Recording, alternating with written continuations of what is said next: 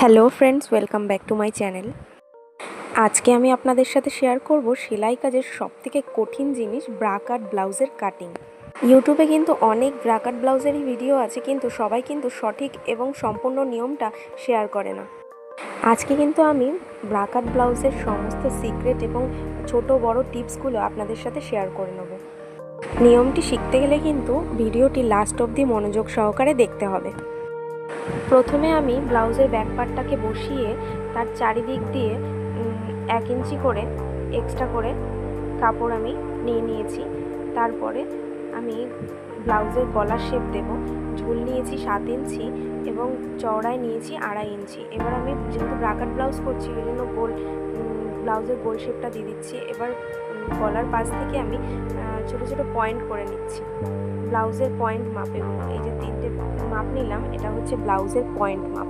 এবার আমি লাস্ট অবধি পয়েন্ট মাপটাকে দিয়ে এল পার্টের যে পয়েন্ট মাপটা দিলাম লাস্ট, সেটার অবধি দাগ কেটে নিলাম। এবার এল পার্টের উপরের যে মিডিল পোর্শনটা হবে সেটাকে আমি মিডিল করে নিলাম।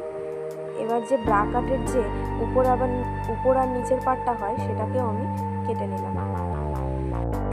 এবারে ব্রা কাটের রাউন্ড শেপটাকে দিয়ে এবার 4 ধাপ দিয়ে আমি কাপড়টাকে কাটিং করে নিচ্ছি, যাতে আমার ড্রয়িং করতে এখনও ড্রয়িংটা সম্পূর্ণ হয়নি, যাতে ড্রয়িংটা আরও ভালো করে করতে আমার সুবিধা হয়।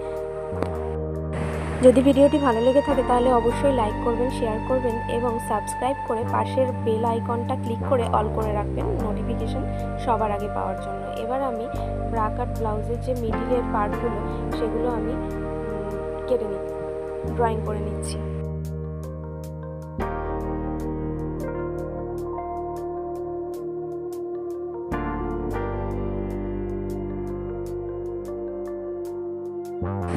এটা কিন্তু আমি একটা লাইনিং ব্লাউজের ড্রয়িং করছি, আর ড্রয়িংটা কিন্তু আমি লাইনিংয়ের ওপরেই করছি। লাইনিংয়ের ওপরে ড্রয়িংটা করে এটাকে আমি কেটে নিয়ে তারপরে আমি মেন ফেব্রিকের ওপরে করব।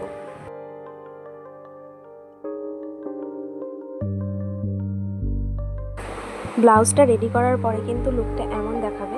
আজকের মতন ভিডিওটি এই পর্যন্তই, দেখা হবে নেক্সট ভিডিওতে। টাটা।